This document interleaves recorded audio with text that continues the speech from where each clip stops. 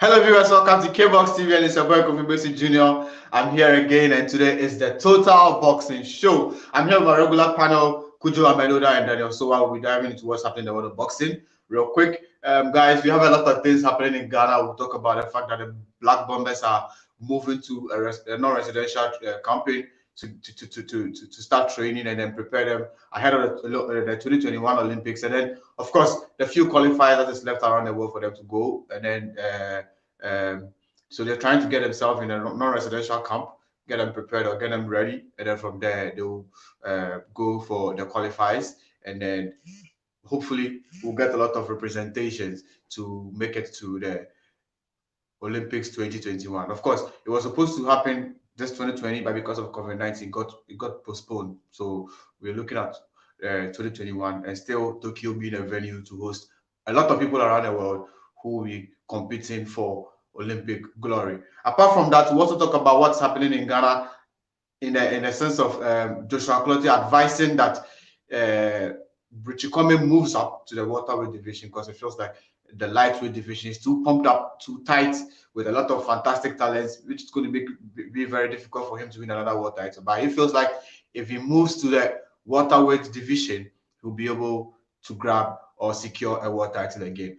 Also, we'll talk about the big fight we have this weekend, which is Devin Haney versus Yuriorkis Gamboa, which has the WBC Lightweight title on the line. We'll talk about it, and then we'll also speak a little about Chisora wanting to step in for Alexander Pulev because he has a COVID-19 against Dillian Whyte. Of course, Ariane says he's going to think about it, and if that fight happens, it will be the third time that Dillian Whyte will be fighting against Derek Chisora. At this juncture, I want to bring in my panel. Let me bring in Amedoda right now, and then I ask him about what he feels about the Ghana camp, right? And then I also add Sowah, who's also on standby at the moment. Okay, now we have him on, and then ask them how they feel about the news coming in that the Black Bombers will be having or moving to a non-residential camp to set their campaign for the Olympics glory going. Now, Amedoda, this is the news that we have about Ghana boxing. The guys moving to a non-residential camp. Of course, I'm very positive it would be in Cape Coast. I don't see them going anywhere apart from Cape Coast. That have been the places where they've been going all this while, anytime that they have to move to a non-residential camp.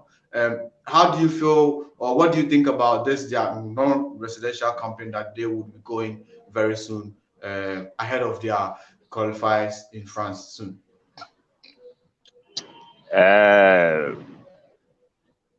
Kofi, for that campaign that the Black Bombers will be going now, yeah. In fact, I don't think it's something.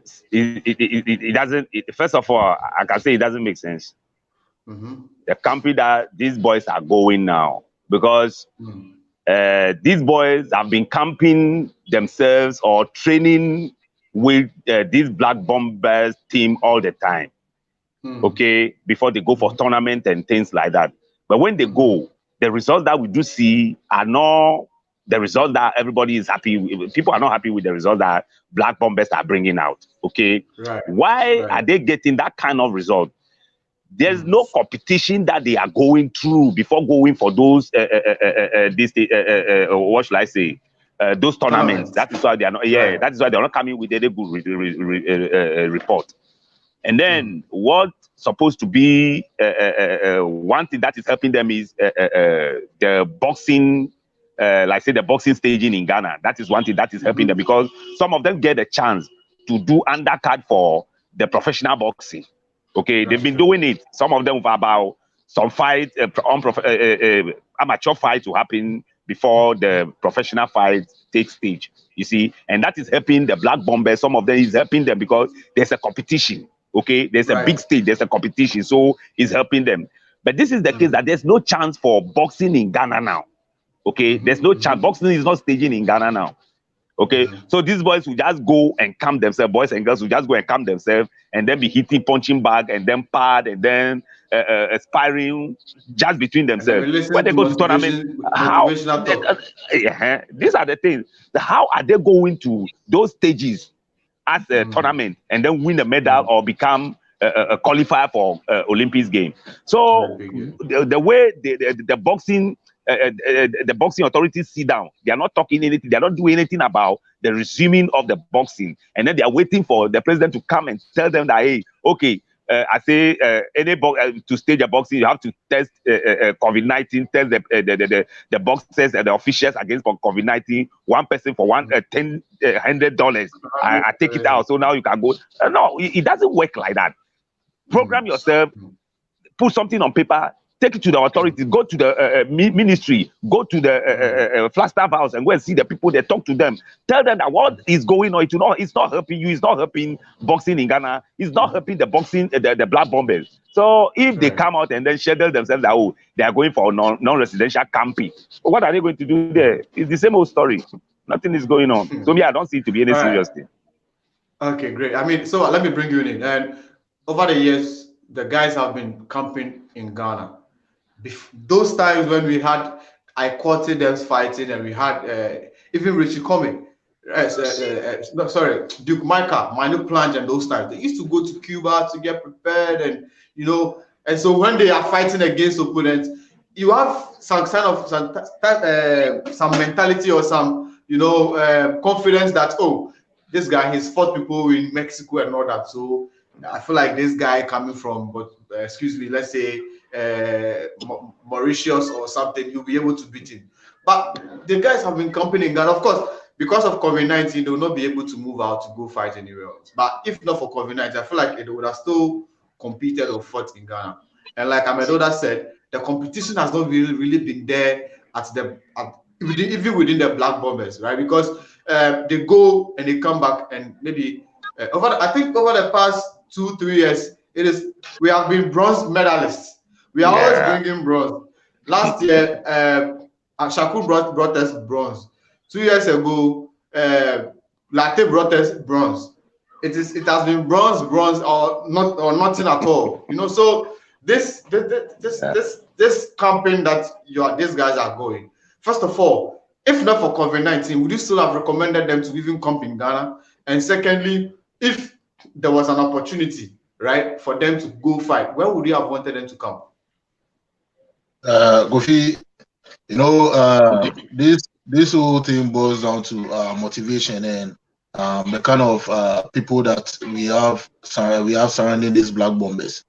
Kofi, if you choose a particular career that you want to embark on, you need people that will guide you. You don't just need people that will tell you, let's go and camp, and after camping you go and you are not winning anything. Clearly, it shows there's no motivation. There's no motivation in the Black Bomber, because if for some time all we get is bronze, it shows that the individual boxers themselves, there's nothing like competition between them. And Kofi, that is what they must work on, because you can camp in anywhere in the world. You can box in anywhere in the world, but when the motivation is not there, when that particular boxer is not a go-getter, he's not going to achieve anything. And I think that is what the GBA must focus on. Are they bringing in the Azuma Nelsons? Are they bringing in the I-Quarters? Are they bringing in people that have been through the Black Bombers and have become world champion to come and motivate them? Tell them how all these things goes along and all that. And apart from that, you see, if you are wasting money flying these boxers to Cuba and you go and they still don't get anything, what you get is bronze. Why don't you waste that money? Go to the US, go to the UK, get people that have been to the Olympics.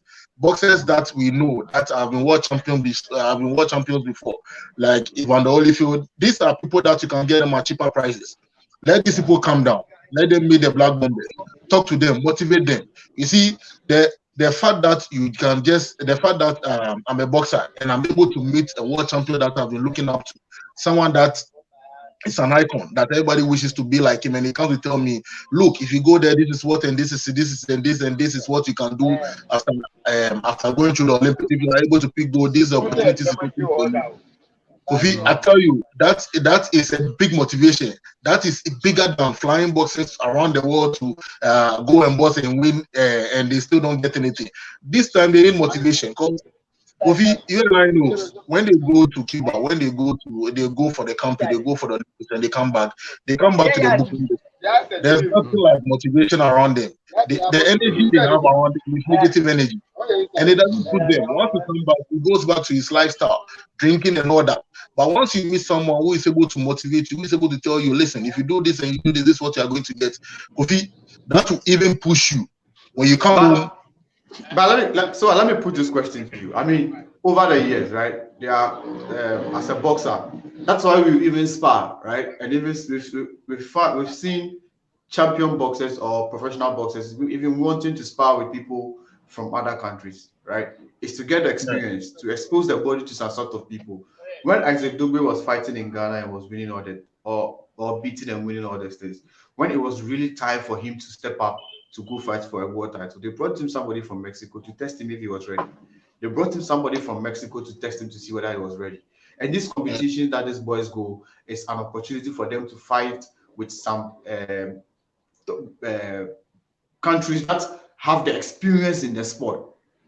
I agree that the motivation is important, but if you have seen what is happening in our space, for instance, before Kome died, right? Before John Kome died, he was fighting against this guy who went to I've forgotten this guy's name. The guy who has already won a slot to go to the Olympic game, Samuel Techi. He was fighting with him almost everywhere.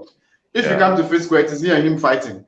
If you go to Bukom, there's the two of them fighting. Even the events that how do you call it?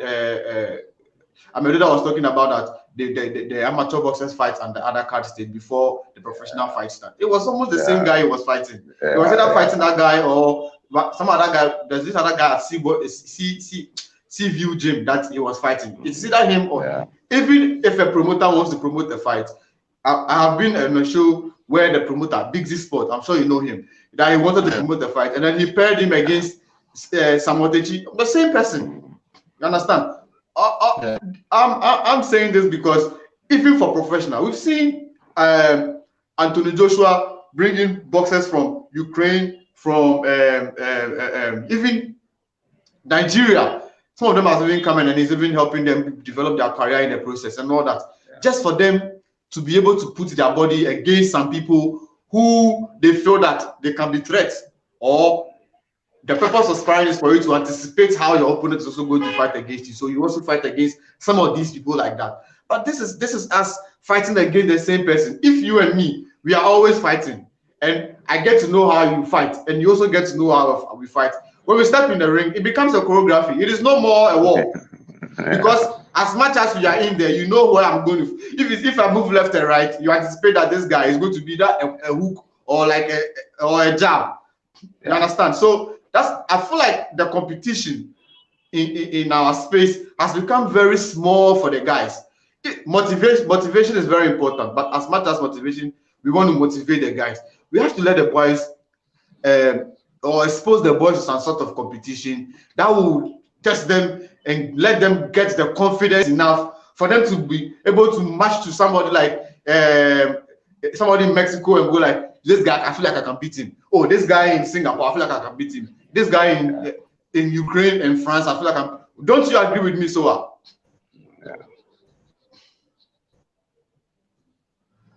Oh, I think we've lost Sowah. But Amedoda, what do you think about what I? Sowah, can you hear me now? Yeah, I can hear you now.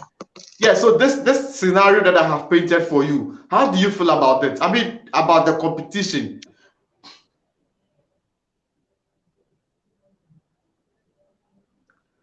Amedoda, let me get your take on what I have said. I mean, the competition in our space. Yeah, it's true, Kofi.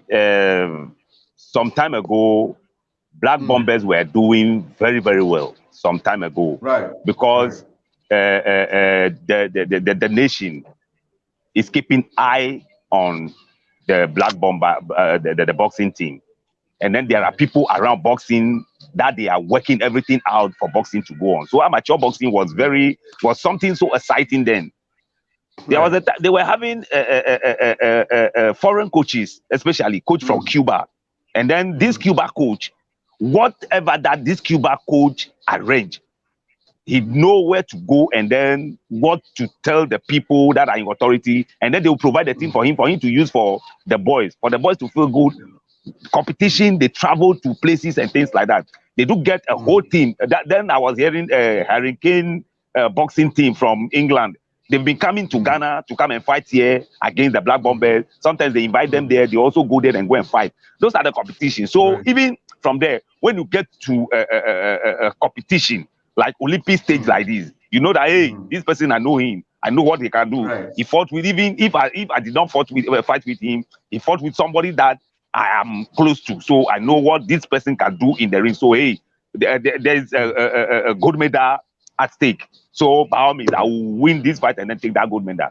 And then when you from there you get to a professional stage. If they are calling boxer from here, that boxer is going for elimination, but you say, oh, this boxer, everybody should keep quiet. I'm going to finish him and then qualify. You see, those are the things. But this is the case that these our boys, they are just within here.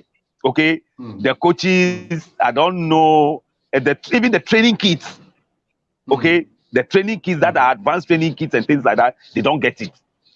Sometimes if they even, the gym that they train, the gym that the boxing team is training, you don't know what is there. Nothing is going on. So the boys, they are not getting that kind of exposure. They are not getting it. So when they move out, okay, they fight among themselves and then they get a chance, move out for qualifications. In fact, that is what you said already. They've been qualifying on bronze, not just bronze, or second bronze. That is what they've been qualifying on. Okay, it's just because they are not taking good care of these kids. They are not helping them with anything, no exposure, nothing. So when they go out, they see people like this, then they start shivering. Okay, there was a time they see their opponent. When the guys come from, there was a time when these guys come from competitions. You know, because of their performance and everything, they're exposed to the press. I remember when Mando Plange and then his team came. Come on, they were invited to the Flagstaff House. Those nights, Ajekum Kufo invited them, gave them a very nice street, motivated them. Sowah, can you hear me? Oh, I think we've lost Sowah again. But I feel like the reason why... Hello, Sowah, can you hear us? Yeah, I can hear you, Kofi. All right. So I feel like the reason why we are not even getting the attention of the nation or the government is because the guys have not even done well over the period for us to write home about. Because usually when you go for competitions and you do well and you come, before you get to Ghana, the media is talking about it, the fans are talking about it, and it will allow it will automatically enter the Flagstaff House some way, somehow. Maybe a staff will just go to work and say, hey, it's Excellency, and then they're gonna fall like a fat trophy. It's just the same way. Even if he doesn't know Crampoa, somebody will walk there and talk about it. But the performance of the boys over the period hasn't been one to write home about, right? And if you speak to them, see, there are tournaments around the world, a lot of tournaments around the world. Even when they had to even go to Dakar to go qualify, we were not even able to foot the whole team. They have to just take some part of the team without a doctor. You understand? And I agree that we need to motivate these guys, but I feel like competition is very important. If you listen very well to when Duke Maka was going to fight against Casimiro, the commentators were saying that this is a guy that has faced Michael Conlan at the Olympic stage. You see, it is something that builds your CV, boosts your confidence, boosts your image even before you turn pro. You know, so I feel like it is one place that I feel like it's one place that we really need to look at competition. Because if the guys fight here alone, it's not good. You bring in somebody from Burkina and let the boys fight and feel like, okay, I'm fighting a new opponent. That if they are going to fight against themselves, I mean, so I don't feel like it's the best. Fighting against themselves, no matter the motivation you bring for them to talk about somebody, if the person hasn't put in himself or paired him against an opponent who in the mindset of him could be a possible or like a very big prospect in the future, I feel like the person is not going to be very so. As for locally, I feel like the guys have fought all of them themselves, and they know whoever the person is. It is left with them pairing themselves against opponents outside, and the only way to do that is through competitions. That is why we were talking about the Cuba, we were talking about even the France. We have a lot of tournaments happening in US, sweet boxing championships, a lot of it that these boys can go to be able to get themselves ready. I mean, as much as we want to motivate the guys, so I mean, talking about the competitions and the competitiveness of boxing around the world, do you think even our Black Bombers guys are even ready for them to step up to become gold medalists? Kofi, they are prepared, but like you are saying, they need to be able to have that experience with boxers in other countries, which is very important. It's really important because the more you fight boxers from other countries, the more you learn the styles of different boxers, so that it will also help you to improve as a boxer. So like you are saying, these are things that the boys need, but who is going to get it for them? What is being put in place for the bosses to have these opportunities? They are not getting it. So what we have to do now is we have to channel these things to the GBA. And Kofi, if we channel these things to the GBA, at the end of the day, we won't get results. Why are we not getting the results? This goes down to the promoters and people in boxing. Kofi, you see, last time I was saying it, before the government will put its focus on boxing, it depends on what you are doing. What revenue are you making as an institution? What are you doing? What within the year? What kind of shows are you doing? How many numbers are you bringing? Are you able to? But the Black Bombers is the national. It's a nation agenda. That one is not like it's not on the promoter. Good, Kofi. That's what I'm saying. It happens with football as well. You know, football when before the FIFA, before we go to the World Cup and Ghana, before Ghana will become that big name in football for people to recognize us, the World Cup really played a big role. Forget about the players that were able to go to the big clubs that were playing. The World Cup played a major role, and it opened a big door. But who did that? Who was able to take the GFA to the next?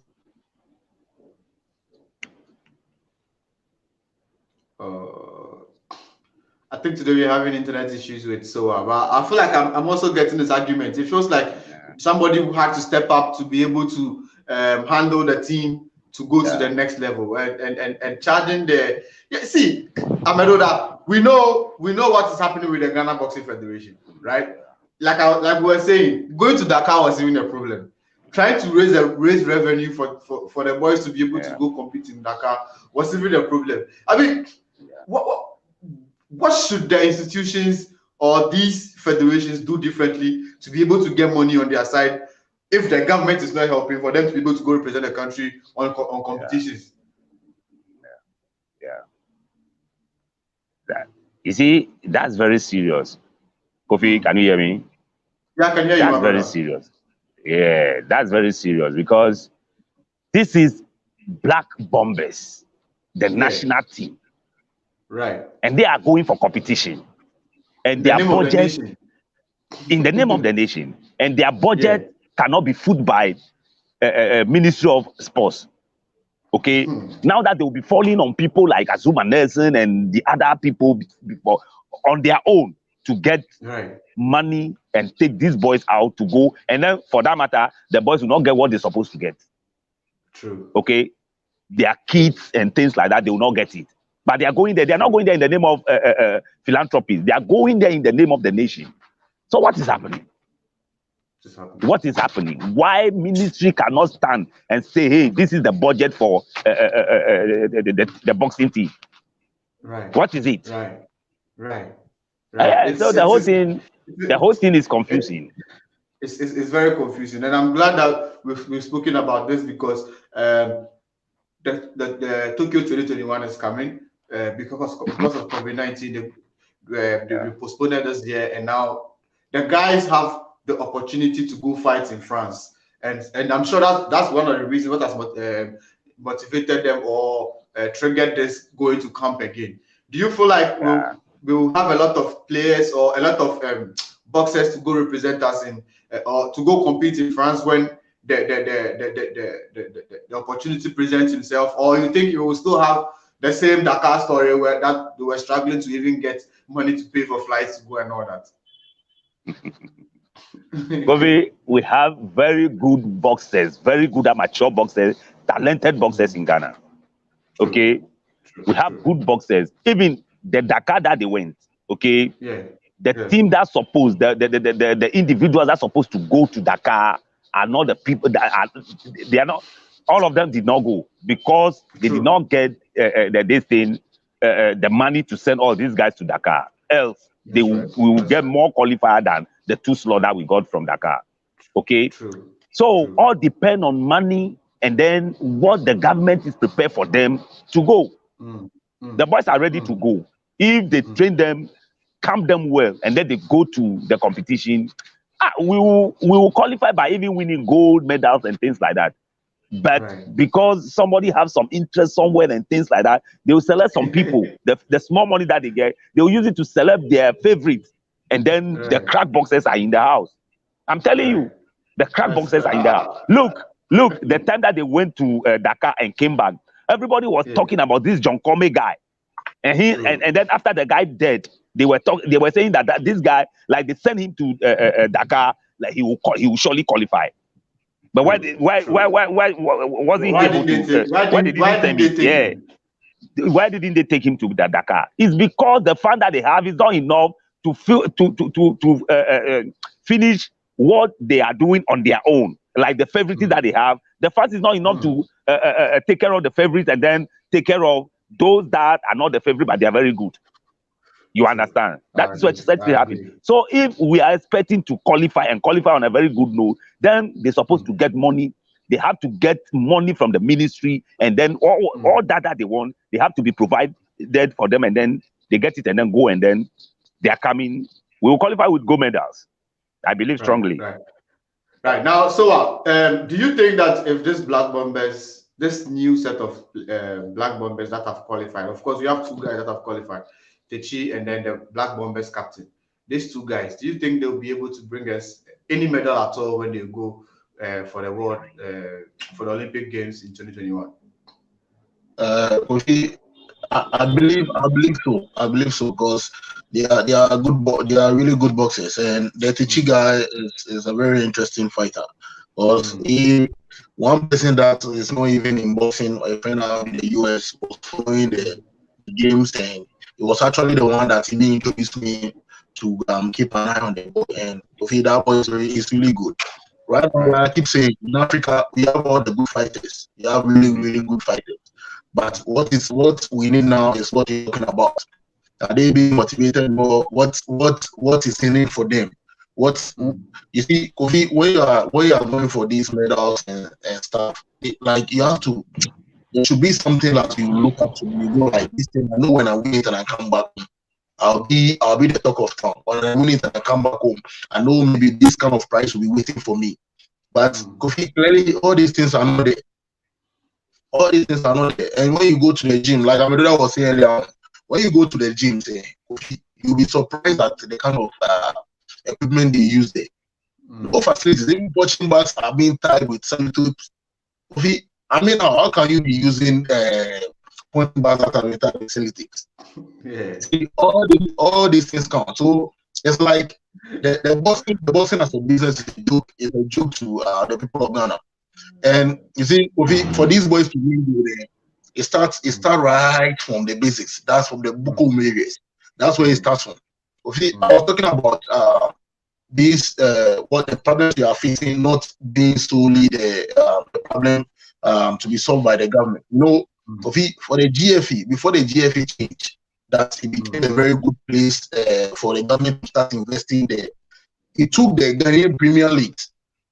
You see, before the Premier Leagues were like they were giving us good football. We go and watch the Ghanaian Premier Leagues. And you know, these teams in Ghana, they are owned by private people. It's people's business that they are running. So it was so interesting when Nyantechi came in. Nyantechi came to change. He came to change football, and now it became so nice that the government was interested to invest in it.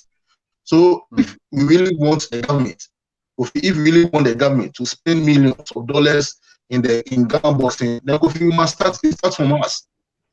It really starts from us, because this good company, Anglo Good Ashanti, good. They were sponsoring Ghana Premier League. That's right. They were sponsoring Ghana Premier League. So if Anglo Good, if you're a promoter and you've been able to put up nice fights, and you have a company like Anglo Good, you have a company like MTN backing your promotion.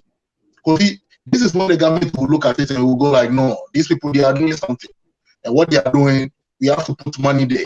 And when the government come in, the government won't just come to one promoter. The government, its focus will be on the black bombers. So there must be a strategy to attract the government to come on board.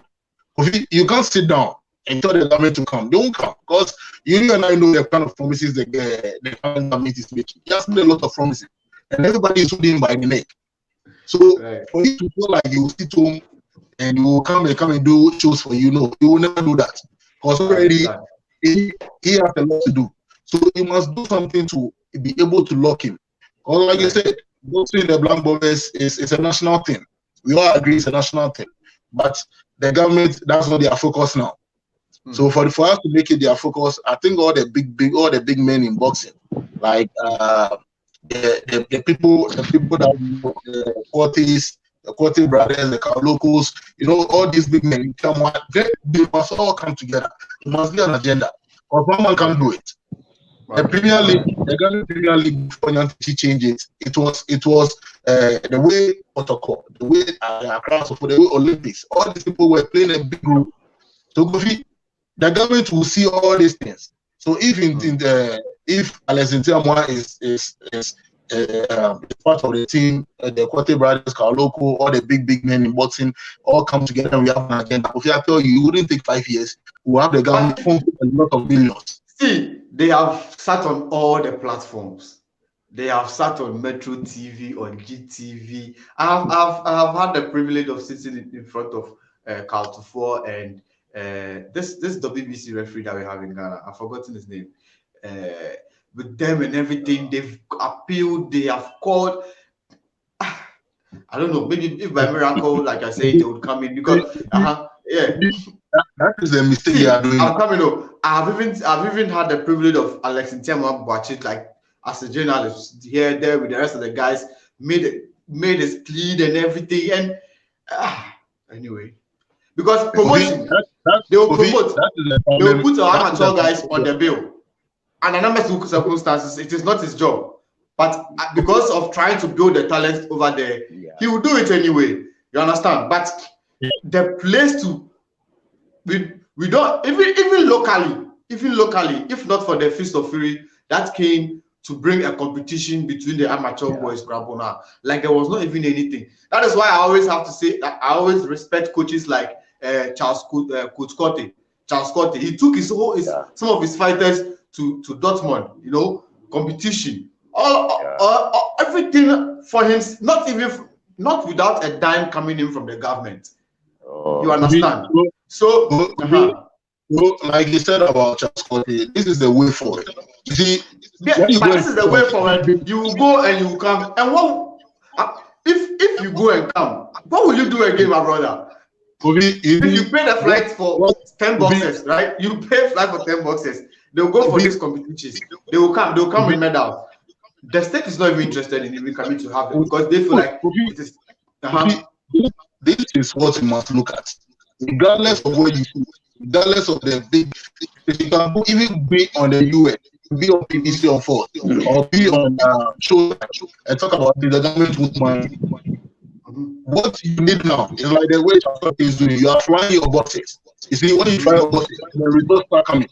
That is the only time the government will look at you. And this is what you must accept.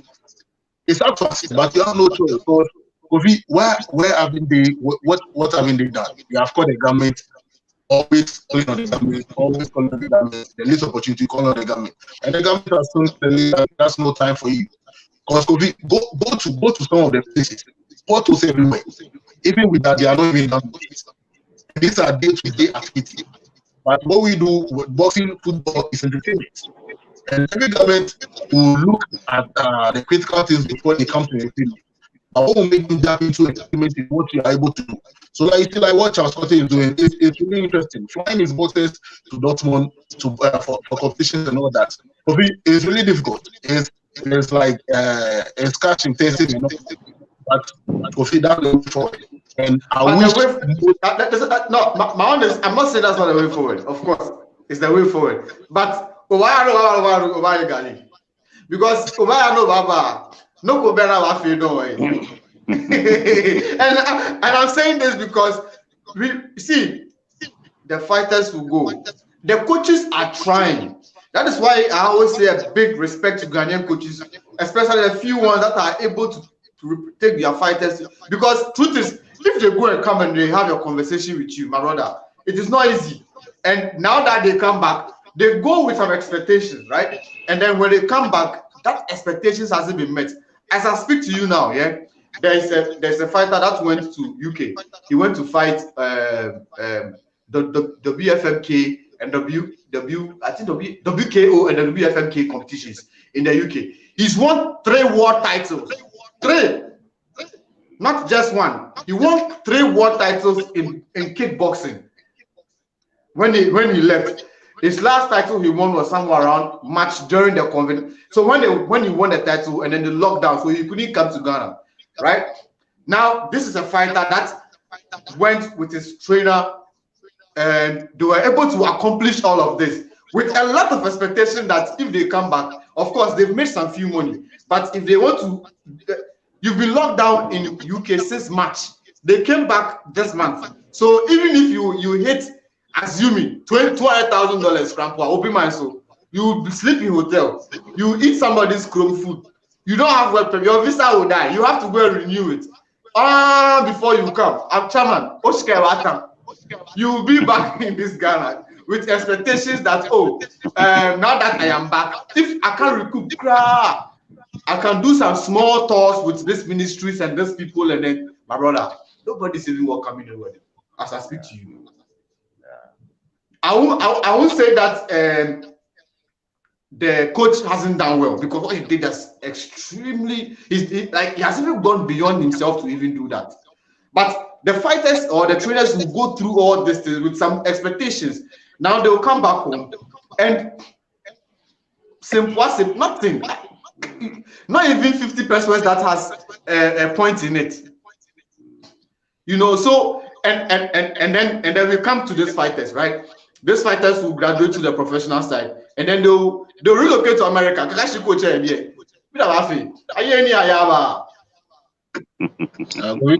have a point. So it shows that yes, that is why the state needs to step in, because as a state you are doing it for your country and for your citizens. As much as you are paying something for the footballers to go and do it. If you pay for the boxer and the boxer goes to compete, and then at the end of the day he goes and then leaves his coach Rampa. The coach starts that airfare and everything, that maybe he will keep it for his unborn children or the few children that is going to have, and we're able to distribute it.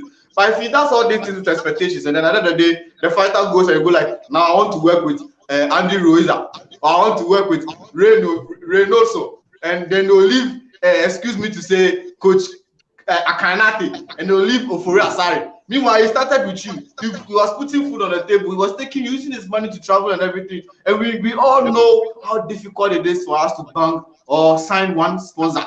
Like you said, MTN. If I told you how many times that we went to MTN trying to get them to support some few shows that we're doing, and you'd be surprised. They don't even want to look at you. They are waiting for you to come with a medal or with the belt. How do we get a belt if the boys don't fight? Yeah. And we're trying to trumpet this into their ears. They weren't listening. Of course, we agreed that to go and come there. That's our few $10,000 that you want, they will get it. And we don't have a choice but to go and collect it, because we still need it. But until it happens, somebody needs to sow that seed. The coaches are trying. The coaches now speak to somebody like Charles Cote, like I'm saying, yeah. When they go back, what has happened? Nothing. The fighters are still there. You understand? If not for the how do you call it, the Fist of Fury, the guys wouldn't even have a competition at all. I mean, these things, this competition, I feel like it is high time that the government really needs to step in and help these guys to go compete. Because other than that, it will still be the same old story. It will still be the same old story. The fighters will come, they will fight and everything, and then nothing. So I feel like the government really needs to do its job in taking care of its citizens. If a fighter is going to fight, the government should really step up. This non-residential camp, I'm not saying it's a bad thing. Considering the fact that we even have COVID-19, it is the best that we can even offer the boys. But it has become a repetition. When COVID-19 was not there, they were residing in Ghana. Now COVID-19 is here, they are residing in Ghana. If after COVID-19 we see them residing in Ghana, then it means that the state doesn't even want to do anything. That's the point I'm trying to make. That is it. You understand? So I mean, does it even make sense that you want to make a fighter go fight against somebody in Botswana? There are a lot of clubs in Botswana, a lot of boxing happening in Botswana, South Africa, Namibia, that space. Talk to them. Yeah, Uganda, even in Uganda. I have followed a lot of shows happening in Uganda, just the amateur side. Talk to them, have some kind of interaction, so that if the president comes to tell you that, oh, I want to bring this person to come and fight, then the whole burden is not on the president alone. Of course, the president will try to go and bring in sponsors and everything to come and help and take all these boys to the competition. But if the state is not going to pay for the airfare, we'll still be where we are. I mean, if there's anything differently that you think could be done, let us hear you on what you think, anything different that can be done to change this cycle.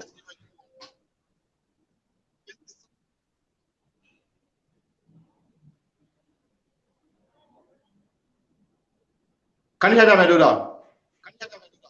Yeah, I can hear you. Yeah. Send the question again. Is what do you think should be done differently, competition-wise, to enable these guys get to the standard that we want them to get to, and to change the cycle of this local camping? Kofi, the thing is, first of all, the structure of boxing in Ghana need to be reviewed. The structure of boxing in Ghana needs to be reviewed.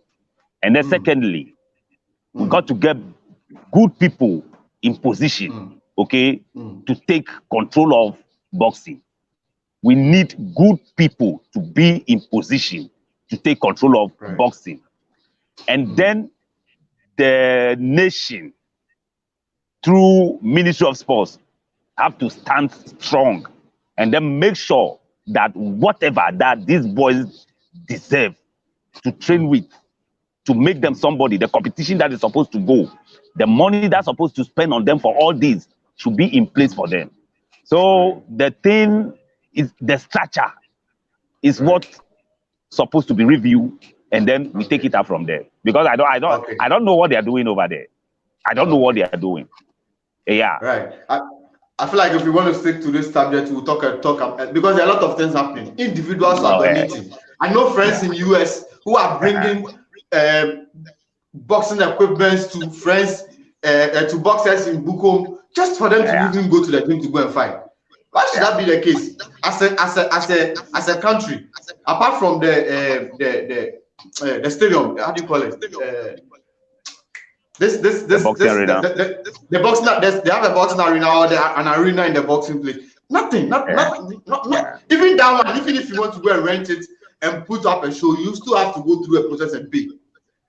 You understand? So a lot of things is happening because a local promoter can decide to step in to promote only amateur boxing.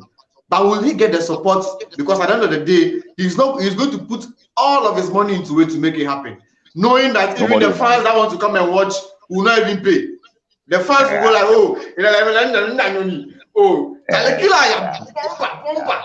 they won't pay. You understand? So will he get the support from at least the facility owners that okay, I'll give you the venue, you do the show so that we can get the guys fighting. At least something. You understand? And that facility is for government. That facility is for the government. It's for government. For government. So if you are putting government fighters in trying to build their talent to be able to go fight, represent the country, is it even bad? It's something good. That is it. Anyway, so that's what's happening on the Black Bombers front. We wish them well. We hope that they can get to camp and get really, really ready. And like for me, if they come back with bronze, I'll be excited because that is what you've been doing all this while. I'm only hoping we can move beyond the bronze, but you can't do the same things and expect different results.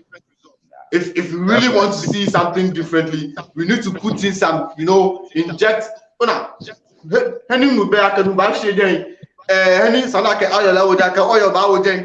everything is working. Then if it doesn't work, you can go like, oh, it didn't work. But if you are still taking the boys to Cape Coast to win non-residential campaign, it's the same thing you are doing. I mean, we got 2 slots to Olympic Games.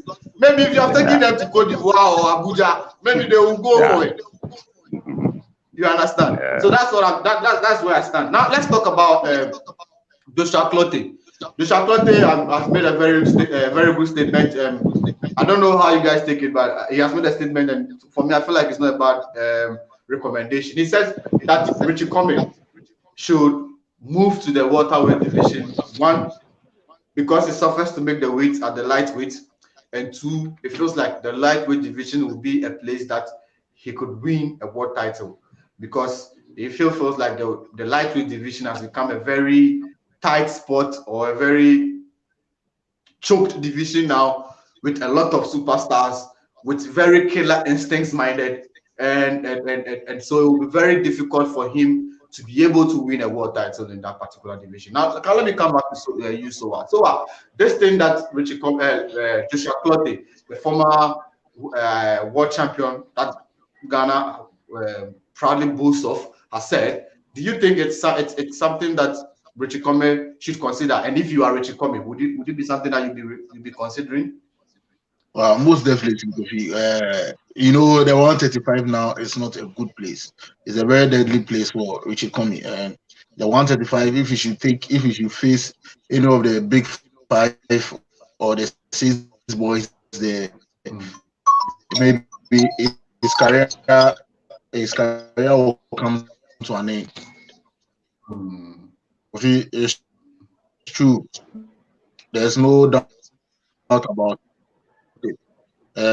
Okay. You see, these are the kind of things I expect people like Azuma Nelson, these are kind of the titles could even be distributed among maybe 2 or 3 boys, and the other 3 there are still hard fighters, like big fighters. I don't know how Richard Comey is going to beat any of these guys to even get a world title shot. It's a big division now. It's better he moves halfway. Once he moves halfway to the welterweight division, he's going to start with small fight. Then his name will be seen. People will get to know him. As people get to know him, he feels comfortable. He gets to know the division. During that time, I tell you, Bakao, the big boys will be retiring. And once they retire, it becomes an opportunity for you to shine there. So it's a very good advice coming from an old champion that he really cares about him. Okay, all right. Now, Amedoda, let's look at it this way. So Richie Comey listens to the advice. He moves up, and then unfortunate for him, they pair with somebody like Terence Crawford because he's a WBO champion. And I'm saying unfortunate because it is possible. Moving up means that maybe that's your one-time chance can come when you move up. And also they pair him against Manny Pacquiao because he has the WBA welterweight title, right? Or he moves up and then they pair him against Errol Spence because he has the IBF and then the WBC title. What do you see the chances of Richie Comey against these 3 opponents that I have mentioned their names? Kofi, first of all, Richie don't have chance in that stage too. But what Joshua is telling Richard is he should move to super lightweight. That place, yeah, super lightweight. He's in lightweight now. He should move to super lightweight. And super lightweight, the guys over there is about some 3 guys or 2 guys that are dominating the place. So if you get there, you surely get a chance for the title, and you become a title winner. And one thing that will also help him is what's the name? He finds it very difficult to make the weight. So if he go up, that will also be a plus for him.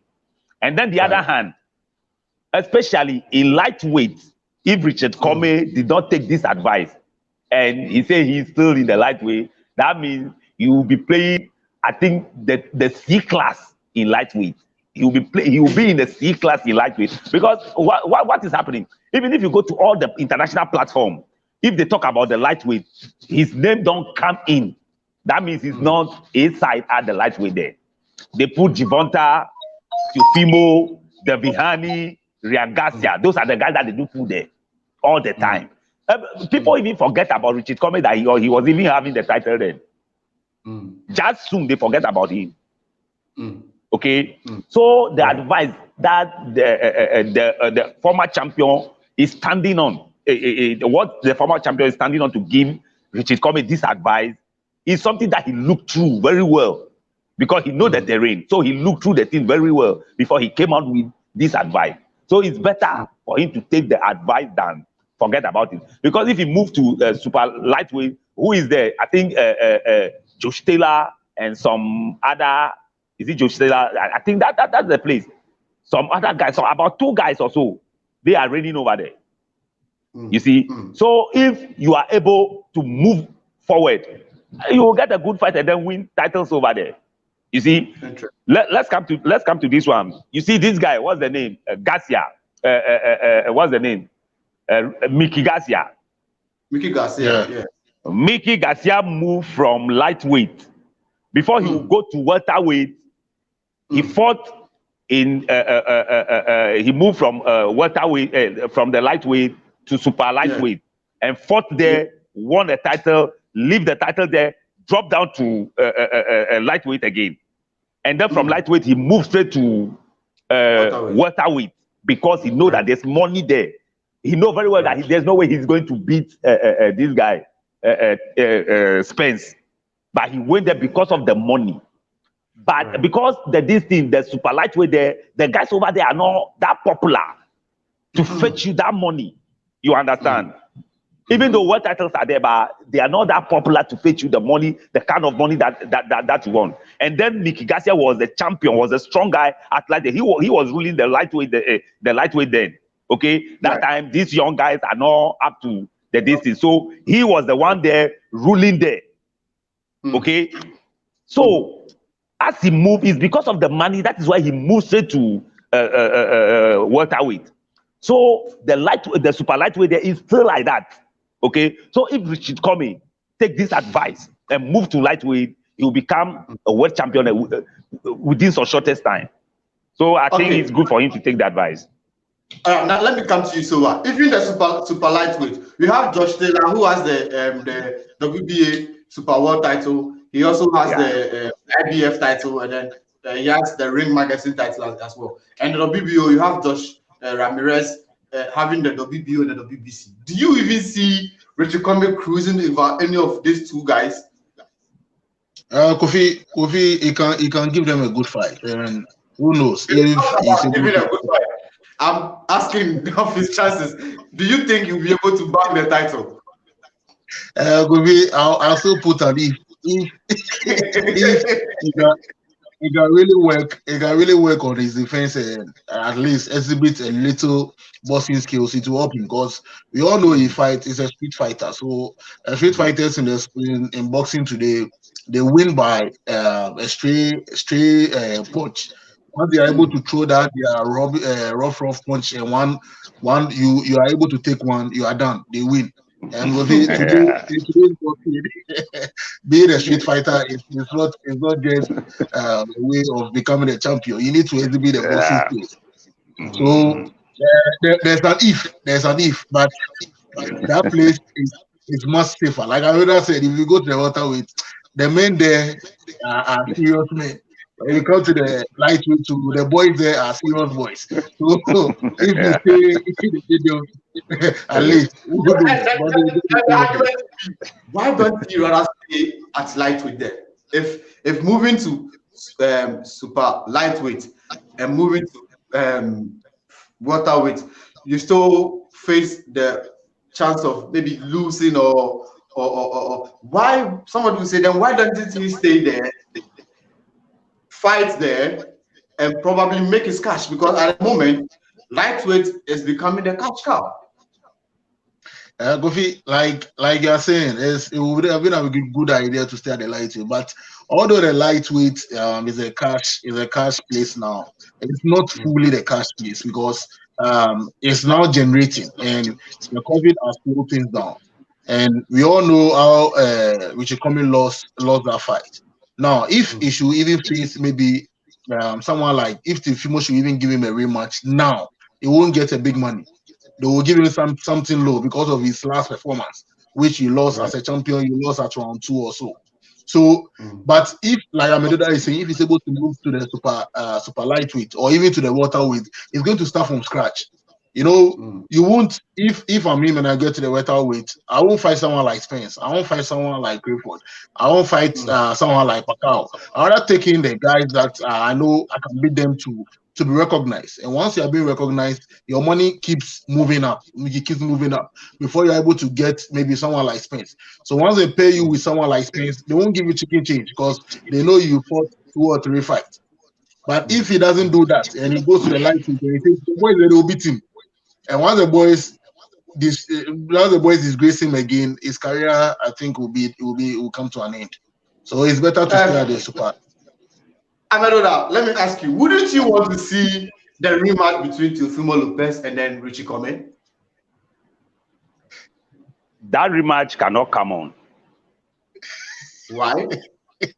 Yeah, that rematch cannot come on because you remember that as Richard Comey was having the title, on paper he was underdog into the fight. That's right. Yes, he was underdog into the fight. Number one, because he don't have followers. You understand? He don't have followers. Followers that can buy, followers that can make you sell your fight. Okay? Followers that can make you sell your fight in the first place. Okay? And then secondly, the competition that you have.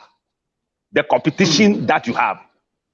People were believing that he had the chance to win the fight. But because of he don't have sales, he don't have market, that is why they made him underdog on paper. You understand? So now that the guy blow you off, okay, he blow you off with everything. Okay, then he was having the chance like, oh, he's a strong guy, he can box and then win the title. Okay? Right. But because of the followers for Teofimo, he'd been made the favorite. Okay? And then he blow you off. As he blow him off, nobody remember him again. Nobody remember. They don't, me myself, sometimes I reading news, I shock, I say, why they put out these guys? Some of them are not even world champion. Ryan Garcia never fight any serious title before. Richard Comey fought world title he challenged world title for 3 times or 2 times.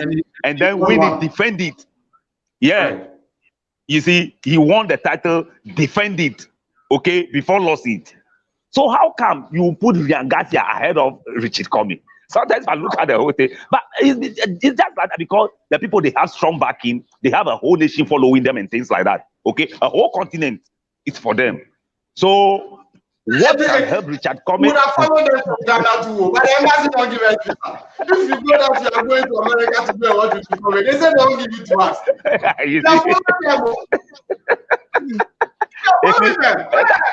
That is it. Some of us just want to go and watch the and come back. You apply for visa, don't give. You say the reason will be you don't want to come. Did I tell you that I don't want to come? Kofi is serious something. It's very serious. Very, very serious. That is it. So I understand. So for Richie to get a chance to fight for title within that territory now, then I don't know what possible fighter they can make for him over there now. I don't know which strong guy over there that they can make for him to fight. Maybe Linares. Richard Comey can beat Linares. Linares is somebody that I don't regard him as a boxer anyway. He lose knockout drum more than any boxer in the system now. Yeah, everybody's blowing him off. So Richard Comey can beat him anyway, but it's a big name. Okay, it's a big it's a big name. So if his managers, if his managers can help him to get a fight like that, or maybe against Luke Campbell. Okay, maybe after, we don't know what will happen between Luke Campbell and Ryan Garcia. So after that, if he can get something like that, maybe it can help him maybe build himself to get chance to world title again. So for now, there, I don't know. Yeah. Yeah. Okay, now let me ask you, Sowah, wouldn't you want to see a Richard Comey versus a Devin Haney fight? Yeah, that would be an interesting fight to watch. And Kofi, with that fight, I wish Amedoda is still on it. I would have been on Richard Comey's side. I would have been on Richard Comey's side, because when you look at Devin Haney is not a knockout. It's not that a knockout. His knockout ratio is not that great as compared to the other boys, but he's a good boxer as well. And Richard Comey can take his punches, and in a street fight, he can get Devin Haney. So Richard Comey with Devin Haney would have been an interesting fight to watch. I think, like, it's a very good fight you've raised, and if Richard Comey's team is listening to us, I think that's the fight they should be pushing. It's even a better fight to watch. I'm trying to pair him against all the fighters, and I was about to ask him against. I mean, I know you might wonder why I'm even bringing a name, but yes, against Gervonta Davis. What do you also think of the Richard Comey's chances? Okay, with Devonta, his chances will be low. His chances will be low. With Devonta, his chances will be low. Yeah. Okay. And so we've established the fact that Teofimo Lopez. On what of Lopez himself? What of the rematch? What do you think about that? With the rematch, I think Lopez will beat him. Lopez is going to beat him again. All right. Okay, so if Lopez will beat him, and you're also saying that Gervonta will also defeat him, but you can side with the fact that maybe Devin Haney, he could pull an upset. Maybe he should stay now. He could stay in lightweight, because if we're looking at people who are naturally, built for the lightweight division, including a whole undisputed world champion who become a welterweight in the name of Terence Crawford, and we're looking at Manny Pacquiao, who we all felt like Kitterman will be able to cause an upset, but show that even at 40, he is still a threat. If you're looking at IBF and then the WBC world champion, who has gone all the way to UK to go take title from Kboxtv, come back, catch some potters, and show him the catching powers, and still collecting his WBC title from him. I feel like if I was to advise, I would have really wanted him to stay at lightweight, just because of this. Maybe he could get that one upset fight in that 50-50 fight at the lightweight compared to the welterweight. Of course, Josh Taylor and then Ramirez are ruling in the super lightweight division, but those two guys, they are no joke at all. So and looking at how money is coming to the lightweight, let's analyze all these things well, and make a very solid statement, because these two guys, lightweight, they are no joke. Even I've forgotten to say he fought last weekend against Justin in UK. We all felt like we were going to pull an upset, but at the end of the day, Justin told that, I'm the champion. You collected the title, and then he took the elite title in the process as well. maybe the reason why Josh has also not decided to move to the welterweight because it feels like that's where he feels strong. You understand? So he also feels like, no, if I go to welterweight, I'm title. So let me be here where I am being like the boss of the division. Let me be here and then control the division for a while before maybe I'm not even move up at all and still stay there and then be the boss and still take the titles. You understand? So I mean, Amedoda, the only question I couldn't ask you before you left was, what do you think of a Devin Haney versus Richie Comey fight? Devin Haney. Yes. To fight Richard Comey. Okay, so I don't see. No, wait. So you've hesitated. So you think at least Richard Comey has a chance because you hesitated before you responded. I know you want to say like, oh, this thing there is going to lose, but you hesitated before you responded. True.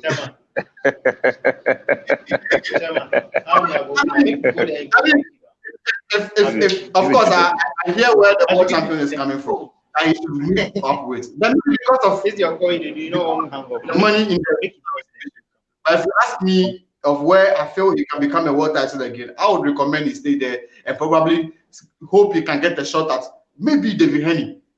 Maybe fight is really Kofi, I think the analysis you are making is really strong, and I think we must look at it again because your points that you've raised are a very interesting point. Because in as much the lightweight is a tough place, I think we should come out. Looking at our own former champion, when he lost the fight against Manny Pacquiao, look at how hard it has been for him even trying to get Manny Pacquiao again. I feel like there are some fighters you just don't, even if you're in the rankings, they don't just even push him to you like that to fight. You understand? So, and Manny Pacquiao is one of those fighters. You need to give people some, be in some multi-million making personality for them to even want to fight with you. Yeah. This money. And if IBF, Errol Spence, I don't know. I don't feel like Errol, because first of all, Errol Spence is on the PBC side, and it will be difficult for top. It's not something they like doing it, even though they don't like doing it anyway. Okay, fine. I bring Richard Comey. He beats Errol Spence. He takes the title to top rank. He won't do it. You understand? Yeah. PBC is sign of this fight, and I think we really need to look at it, my brothers. We really need to look at it really well. And advise in a way that one, him as a boxer will be able to assess his chances of becoming a world title with the fighters that are there, and then two, the possibility of still making risk. Because at least, if not for anything, we know that the fight he fought against Bertrand, he even made an extra cash because Bertrand was not able to make weight. And when I say extra cash, we're looking somewhere around $750,000. You understand? And then if he also fought against Teofimo Lopez, maybe he couldn't make around that same money, maybe 500 or maybe 400. Look at Gervonta Davis, a pay-per-view star. Maybe one day they can pay you against him to go and fight against him. It doesn't matter what division. I feel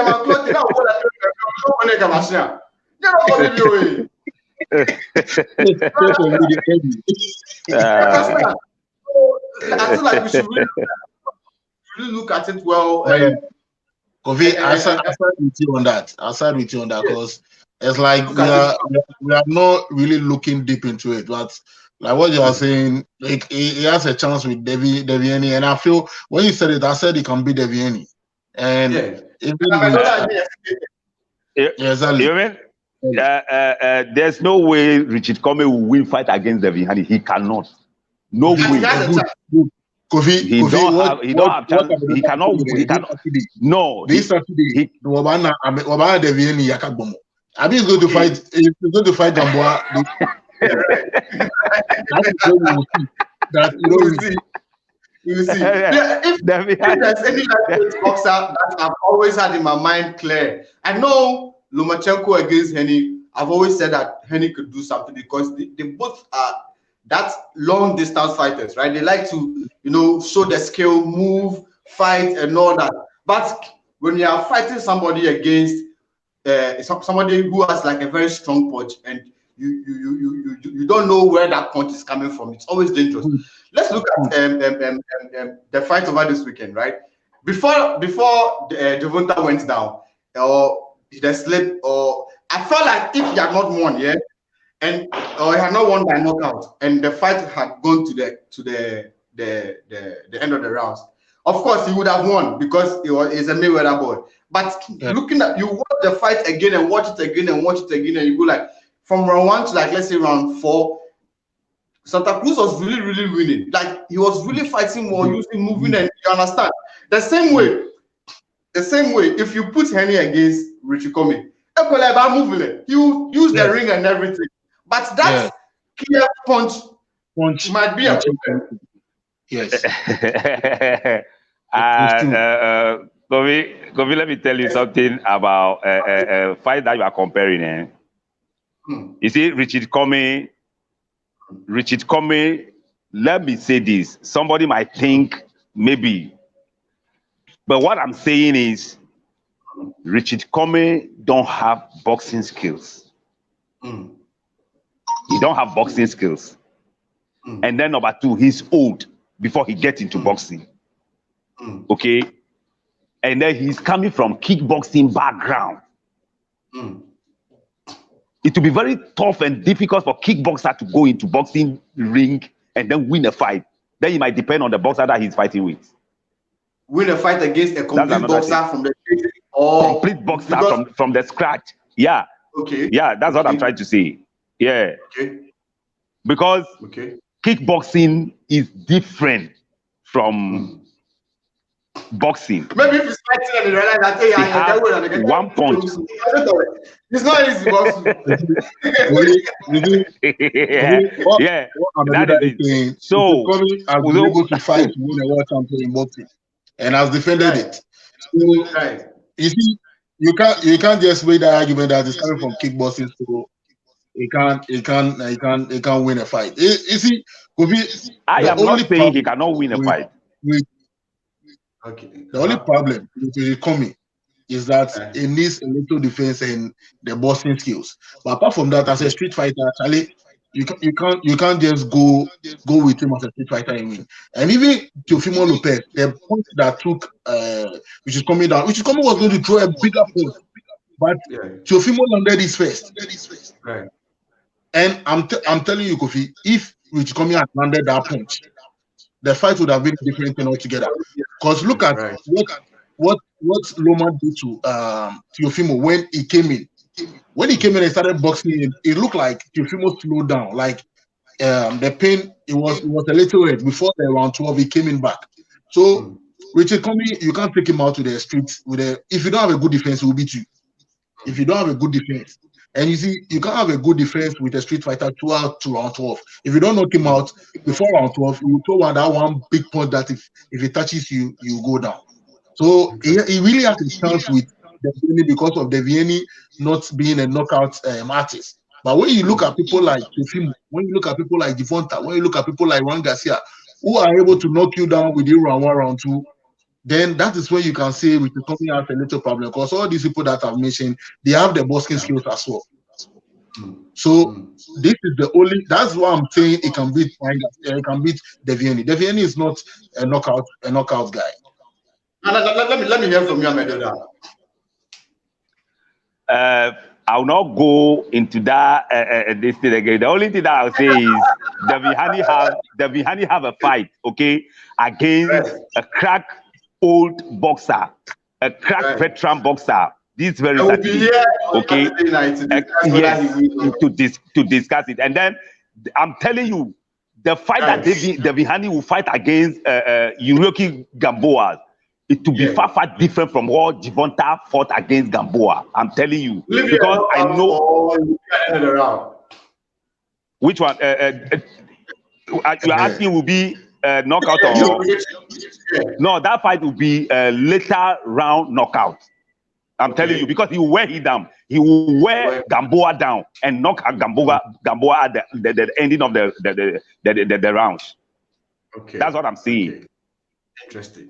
Interesting. Now, let's end the Richard Kobe conversation. The lightweight division has become very exciting. We have a fight coming out this weekend. You just brought it up. But before we talk about this, I also wanted to talk about our own Isaac Dogbe, who is in the news. For him, it's the unfortunate news is that Michael Conlan has suffered an injury in his leg, and so the fight has been called off. But then he posted, I think 2 days ago or yesterday, that fight news coming soon, so definitely we're going to see him back in action again. Now, we all said a lot of things when we realized that the fight against Conlan was coming up.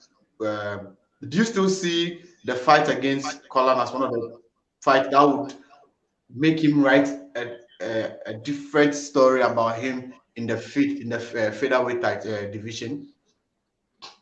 Yeah, Goofy, definitely. He needed that fight to make a statement again. We all know he needed that fight. And you see, Conlan is a good fighter as well. So if Dogbe is able to beat Conlan, then it will send a lot of signals to the champions at that division. And now, what is going to happen is that a world title shot ambition will even get closer. So it was a fight. It was a destiny. It was a destiny changer fight for him. But it's sad. Conlan had an injury. Okay, so I mean, Amedoda, looking at the featherweight division now, apart from the champions or the people with the titles now, if there was somebody that you would have wanted or you would hope that there's a Dogbe fight to test his abilities before he gets a world title, who would that boxer be? Yeah, the Conlan guy could have been the tough test for Dogbe.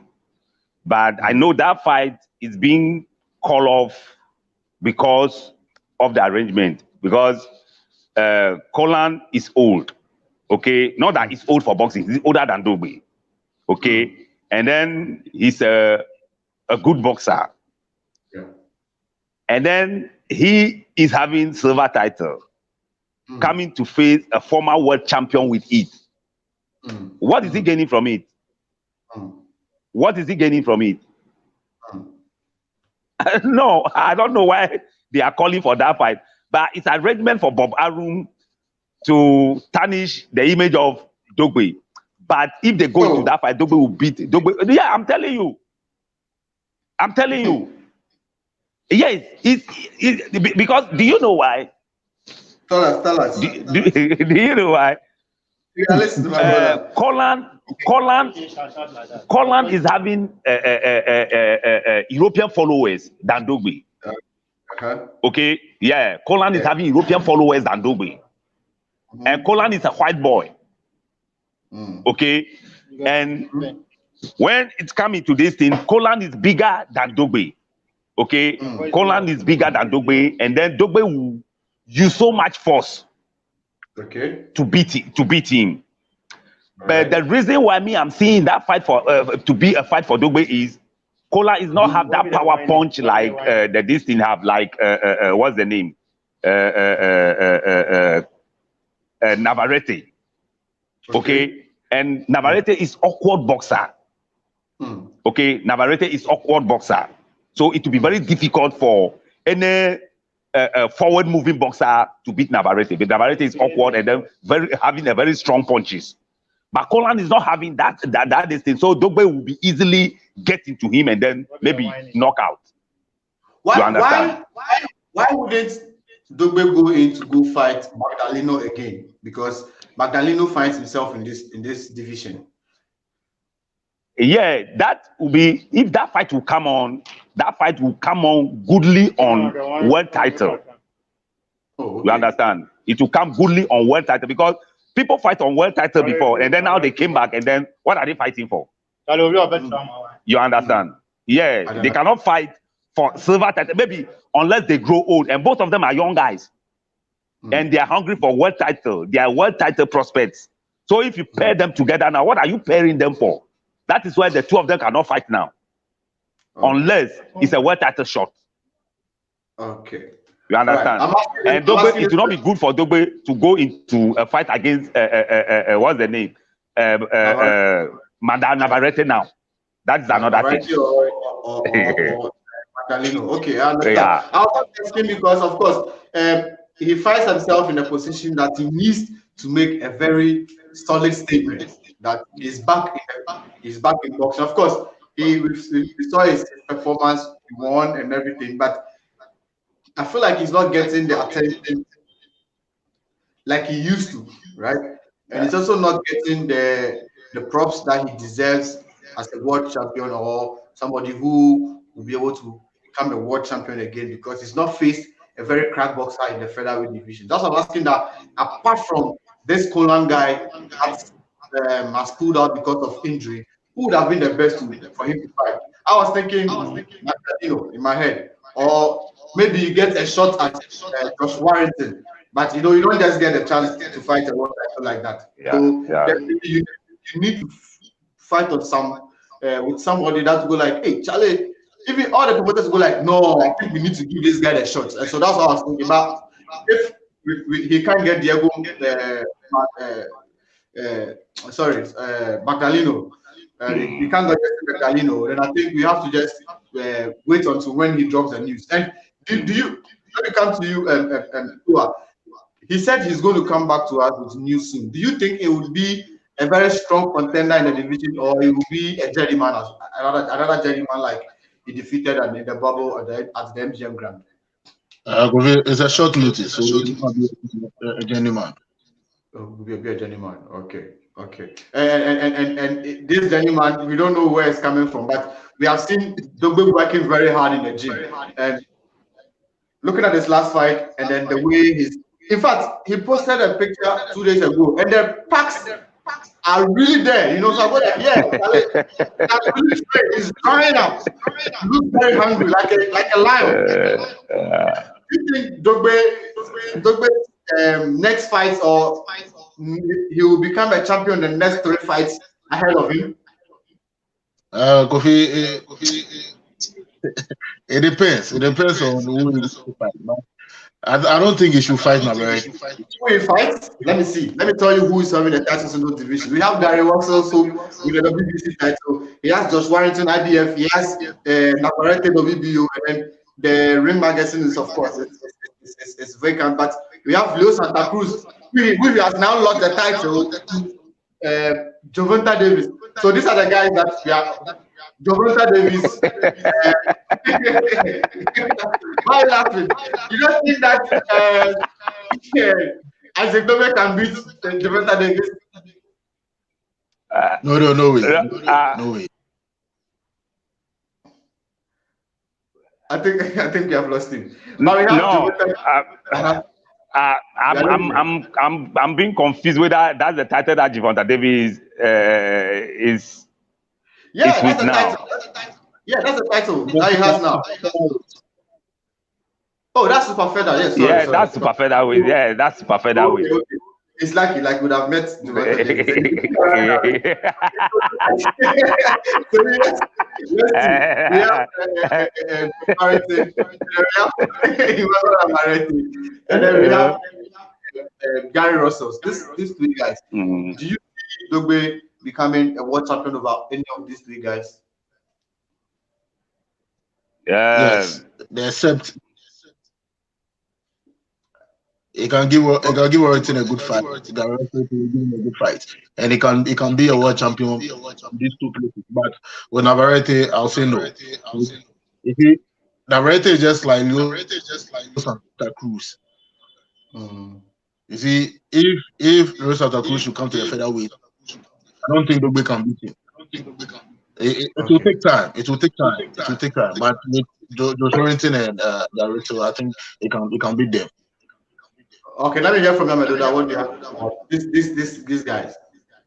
Yeah, I would love him to fight Gary Russell, even better than Josh Warrington. Okay. Yeah, I would love him to fight Gary Russell, because Gary Russell is not having that power within him. But Joshua Ritchie is another crack boxer that come with power, whatever. Right. You see? Right. Yeah. Right. So that is what I believe if it's Gary Russell. But Gary Russell is also preparing. What will help Dogbe around here is Gary Russell is preparing to move up. That's true. Yeah. True. Like Haney could have given him the chance. Like by now he'll be fighting against Haney on the lightweight. Right. So Gary Russell is also preparing to move up. So Dogbe might have a chance. So maybe we'll be looking. Maybe Carl Frampton is also there. Maybe if they get a chance to fight Carl Frampton, that would be another good fight for him. That if he prove it, then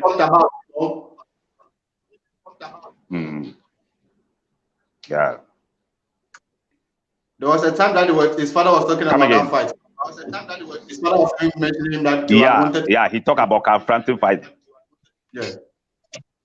Yeah, he talked about Carl Frampton fight before, and that fight did not come on. So maybe if he does the fight coming on now, we don't know, because what he posted was like, hey, something cracker is coming. Cracker. You see? Yeah. What he posted without any name, but you can realize that hey, a cracker is coming. So it might be yeah. But Carl Frampton is old. Carl Frampton is old. If Dogbe can stand on Carl Frampton from round one, hey, Dogbe can make it. Yeah, Carl Frampton is old, but he really brings a lot to the game, to the table. Oh yeah, it's true. Yes. Yeah. It's true. It's not the fighters you can't predict. You go like, oh, don't be easy cruise, but then you put us. It's funny, yeah? When we all think like, oh, this young guys coming on, like the plan and everything, and then some old man will show you that.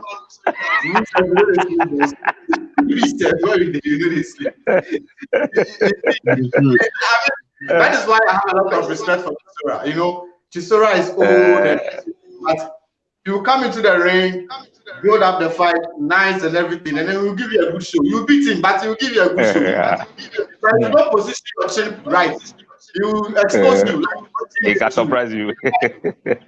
You understand? I mean, we're looking forward to hear the news on Dogbe's side very soon, and we hope that as cracker as he announces, Boxer will be a cracker, because many of us are praying and wishing that he can become a world champion. It will depend on the fighters that he fights against now and their credibility. If they are very solid opponents, it will just kill all the doubts in our head that he'll be able to become a world champion in the division that he finds himself. Because, like you guys have said, I mean, Emmanuel Navarrete is not an easy boxer to ride over. Josh Royton, I mean, is a beast in the UK, in the world. He's shown what he can do.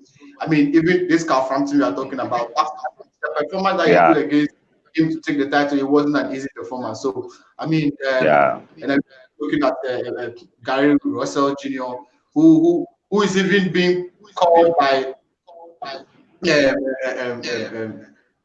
and all that. So she told you that are very, very solid opponents in the division, and so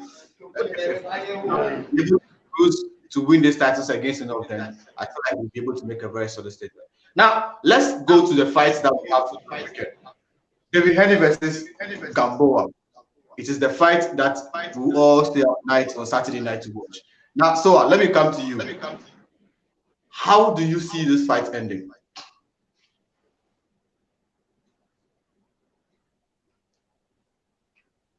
Hello, Sowah, can you hear me? Yeah, I can hear you. So we are talking about the big fight this weekend, which is between Haney and then Gamboa. How have you assessed the fight? Can you say that again? Haney versus Gamboa is the fight this weekend. I mean, what are your analysis of these two fighters? I think this fight will expose Devin Haney in many ways, and it's going to be a really tough one for Devin Haney. I don't see Devin Haney knocking Gamboa. Gamboa went toe-to-toe with someone like Devonta, and even with Devonta and all the big punches he threw, he was able to knock him out in round 12. And even in the round 12 that he knocked him out, we are preparing Devonta for pay-per-view like what he did last week. So once you go down in the late round, the fight must end. But I tell you, the Haney doesn't have that power to knock him out, even in the late round, because in the late round, even with Devonta, Gamboa was strong. And I don't see the Haney beating Gamboa on knockout in any day. There's no way he's going to win on knockout. And I can't even bet on it. I can't even bet my life on it. He's not going to win by knockout. He's going to go the distance. And if he goes the distance, you know, he's being prepared for a pay-per-view like the way they prepare Devonta. So if he goes the distance, he's going to win. But even with that, I think Gamboa with an upset. Okay, interesting. Now let me come to you, Amedoda. I mean, we've done almost 1 hour 30 minutes. What are your chances? The chances of these two fighters on Saturday night. You see, Kofi, this fight will not end in 12 rounds. This fight will end before 12 rounds. I'm telling you. Okay. You see, both of these guys are from Mayweather gym. Okay. Right, true. Yeah. And Gamboa is old. Okay, he's a very good boxer, a good medalist of that for that matter. Okay, yeah. But Devin Haney is a boxer that is very disciplined in the ring. Very, very disciplined in the ring. He listens to his corner and then he go with the game plan anytime. Okay.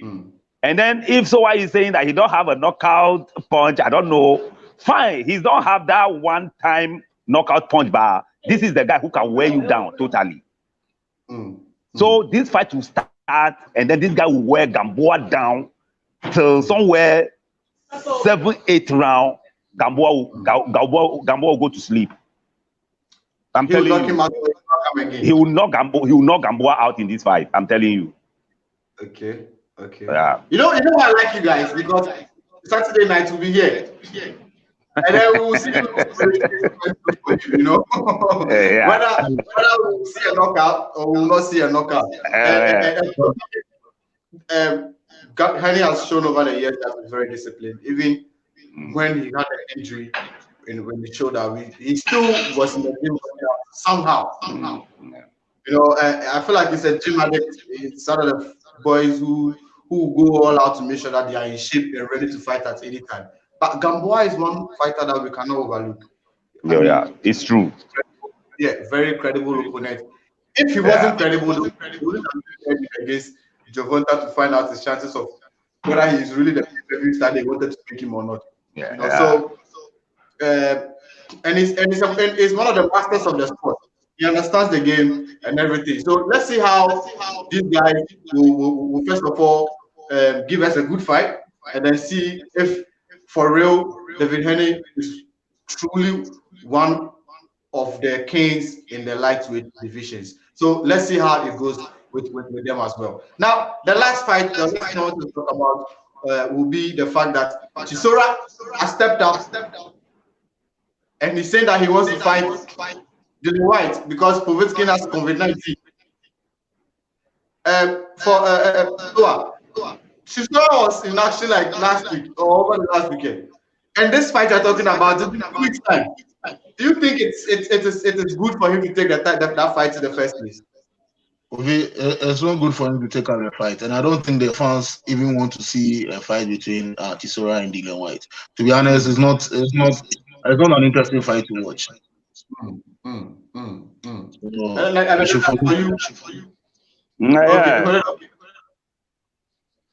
Devin Haney, Chisora might come out to say that just because he won some favor from all British angle. He himself will not come out to say that thing. What he say is he's not part of boxing. You just lost miserably. What are you coming to do closer to title? He's saying that just because somebody might see that there's a lineage of all British, okay? So they might take the fight in England and then things like that, and then the crowd will be there. That's why he's saying it. There are better boxers over there better than him. So I think if that chance is being given to another boxer, it's better than giving it to, because the person has even beaten you already. So what again? So what do you want again? And you are lost in all the fight that you are fighting. You are just lost in. So now let me ask you, so if there's if there's an opponent that you would recommend for Dillian Whyte to fight, who would that person be?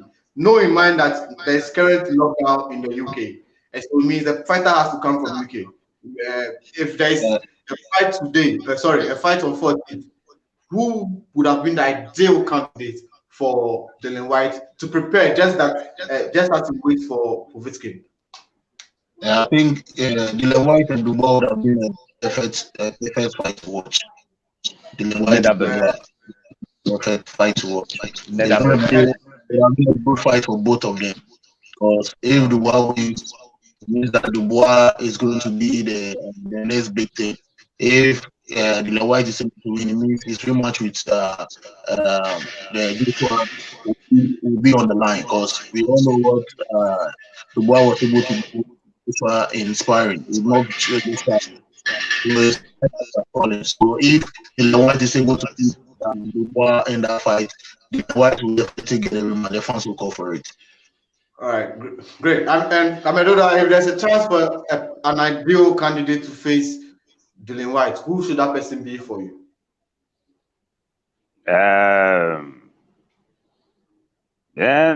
If Dillian Whyte should fight somebody now, it might be rating, and then that would be Dubois will be good. But Dubois is third on the rating on WBO. Is it WBO? Yeah, WBO. Okay, he's just behind Usyk. Okay. Yeah, he's just behind Usyk, and then Dillian Whyte is also on I think third or so for WBC or so. Okay. Yeah. So that fight might be a very good pairing because the winner might get two chances, whether to fight for WBC or to fight for WBO. So I think it's a very good fight. It will be a very good fight. And then it will be a test fight for the young guy, Daniel Dubois. It's very interesting that we are all mentioning our opponent, but the fighter that truly at the end was hoping that can get opportunity was Tyson Fury.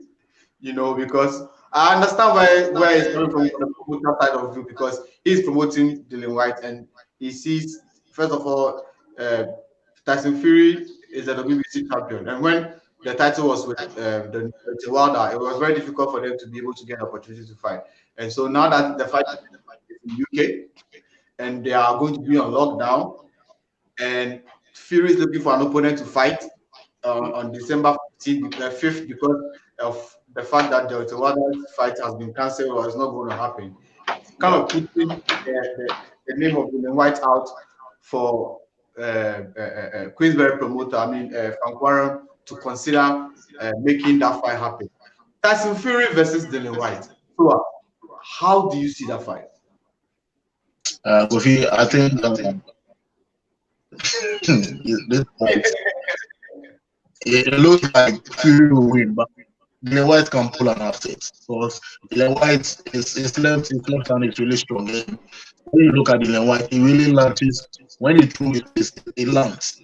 And when you are fighting against a boxer like Tyson Fury, you must make sure you land. If you are able to land 10, or if you are 10 punches, you are able to land just 5 of it, you can win the fight. Because we know what other did. When Wilder started throwing his punches, catching, he went down. He went down to high close, right? So with a person like that, if you want somebody to really land punches, the fight will be dicey. Okay, now for you, Amedoda, it's a very big fight. No matter how you look at it, Dillian Whyte versus Tyson Fury, Matchroom Boxing versus Top Rank and Queensberry Promotions together. How do you see that fight? You see, I'm feeling very, very sad for Dillian Whyte.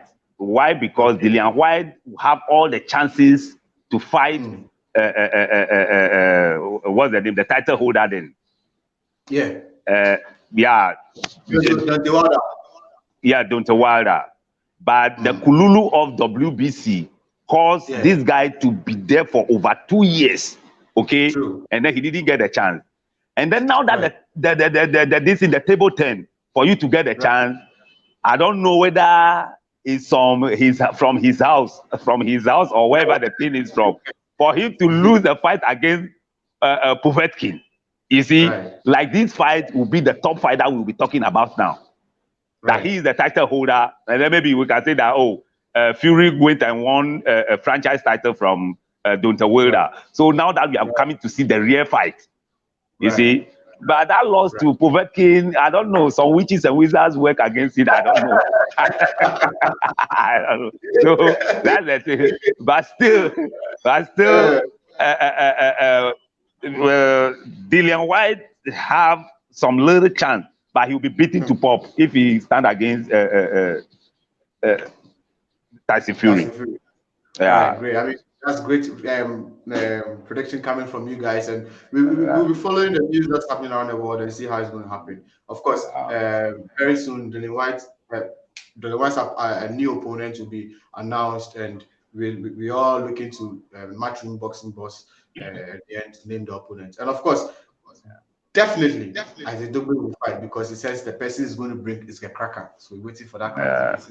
We also wish we should come in on a decision that he wants to take, whether he wants to go the lightweight route or still be the lightweight, or go the super lightweight, or move to the featherweight division. What we say is he just really needs to make a very good decision about it, because all three divisions start with a very good boxers. There's no prospect in all of this place. Even those that are not having a world title, divisions are all very, very good. Look, from lightweight, you can be mentioned, even Kitutema, who lost the title, is not even an easy person to overcome. Sean Porter is still at the welterweight. It's not an easy opponent to overcome, and all those things. And coming down now to lightweight, where we have Ryan Garcia, who's not even a world title titleist, but then all pundits are mentioning his name like he's already a world champion. So you should really sit down with his team and then come through and then make a very good decision, because at the end of the day, we've seen the game to be able to come home and take care of himself and take care of his family. We don't want to hear any other story than he being whole after a fight and being able to take care of himself. And then because he's one of the guys to not forget that to do a lot of charity work when he's back in Ghana. So we really, really would like for him to take a very good decision about this moving up or staying there, and then wish him well. And of course, we wish Povetkin well. We hope he gets well soon, because of the COVID-19 that he has encountered. And definitely we'll be back here Saturday night to talk about the very big fight between Gamboa and then Devin Haney, and see how it's going to end. Whether Haney is going to write his name as the kings of the lightweight division, or Gamboa will cause an upset for us to go like, yes, we said it. We don't feel like Haney is really a contender in the lightweight division. Guys, I want to say a very big thank you for your time, and everybody that tuned in to watch us on YouTube, on Facebook, and then on Twitter. We really appreciate your time. If you haven't subscribed to our YouTube, please kindly hop onto our YouTube channel. It's Kboxtv, Kboxtv, just like you see on wherever you are watching now. And then click the subscribe button, especially on our YouTube. And so that anytime that we come here, you'll be able to watch us and see what's happening in the world of boxing, not just Ghana and Africa, but the world of boxing. And make sure to also catch us on Saturday nights, where we recap what's happening in the world of boxing, especially on fight nights. Guys, thank you. Hope to see you guys on Saturday night. And tomorrow night I'll be here with another guest from from the Netherlands, where we'll dive into what he's doing and the fact that he has a fight on an NTA Global fight at the BT Studios in the UK, and see his chances against the opponents he's been paired against. I want to say a very big thank you to you guys again. It's always a pleasure to have you on the show. Have a very good night, and God bless you guys all. Thank you very much.